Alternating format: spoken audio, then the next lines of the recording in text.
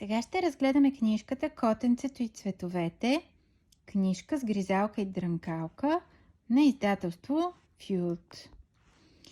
Тази книжка е доста амбициозно нещо, защото, както виждате, към нея има гризалка и дрънкалка, т.е. идеята е да имате едновременно книжка и играчка и дрънкалка в едно, което е много хубаво нещо, по принцип, стига да е успешно. Сега, моят коментар за книжката е, че тя е може би най-добрата книжка за запознаване на детето с цветове, но със сигурност не е най-добрата дрънкалка или гризалка. Сега за какво се разказва в книжката? Ето, започваме да я разглеждаме. Разказва се за котенцето, черното котенце, което среща най-различни животни, всяко животно в различен цвят. Ето в случая червения паяк, жълтото канарче, зелената костенурка, розовата мишка, синия заек, оранжевия хамстер, лилавата рибка, кафявото куче, сивото пони, черното къртиче. На мен тази книжка ми харесва по три причини основно.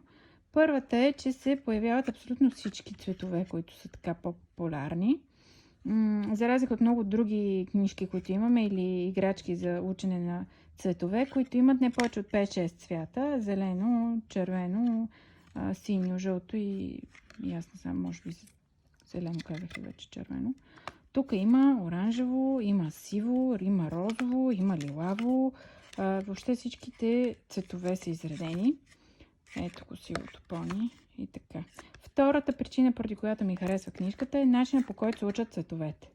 Цветовете се учат чрез един образ на котето черното, което се повтаря. Вижда съответното животно в цвета и в същото време на другата страница е повторен същия цвят, но в някакъв предмет, поради което според мен много лесно детенцето да разбере, че тук става въпрос за червен цвят. Показвате му червено, червено и то се ориентира, че тук става въпрос за цвят. Тъй като са различни животните и различни обектите и не става объркване в думите. Ето, например, тук имаш жълто, жълто, появява се канарчето в жълто и кърпа ли, какво е това, в жълто. Ето, костенурката в зелено, тревата в зелено. И така много лесно според мен, когато се покаже на детенцето синьо-синьо, ето лейката е синя, то разбира, че става въпрос за цвят.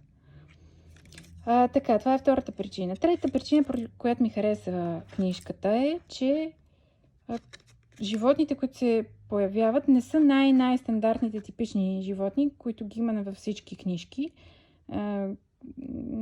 Котката и кучето появяват. Например, кравата, овцата, прасето, тези от фермата животните, които ги има във всяка втора книжка.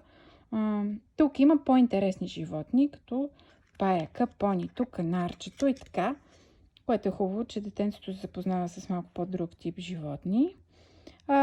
И това е също хубаво на книжката, че тя е много малка. Ето виждате ми длънта, колко е малка книжката и малките дечица могат много лесно да я хващат. И съответно да си я хапват тук, да си я дрънкат и даже може да бъде закачена. Виждате, тук може да закачите примерно на количката или пък на бейби джима, ако имате, да виси отгоре.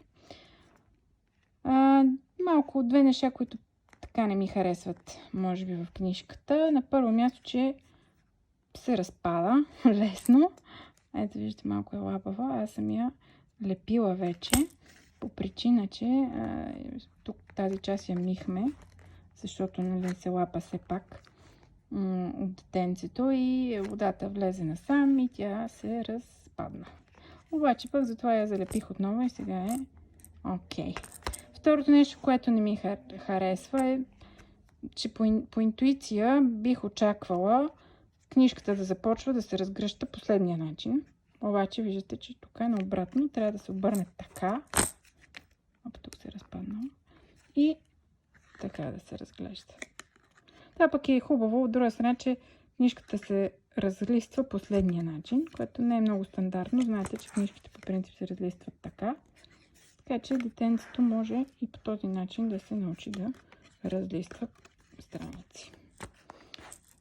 9,90 е книжката. Има и навсякъде. Ще ви сложа линк. Но с 2 думи. Прекрасна книжка за цветовете. Най-добрата, която съм открила до момента.